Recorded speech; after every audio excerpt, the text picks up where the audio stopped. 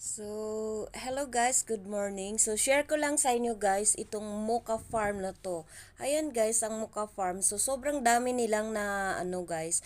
Ang dami nilang na scammer ngayon. Kaya pala, minadali nila yung mga tao na mag-purchase ng maraming items by 2 get 1 at tapos may bonus pa. Kasi iraran-away na pala nila yung pera na ininvest ng mga tao.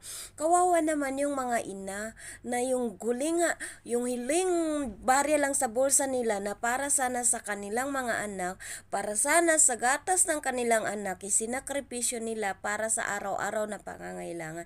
Tapos kayo na mga scammer na kaya nyo namang magtrabaho ng maayos, pero bakit pati mahirap, in-scam nyo pa?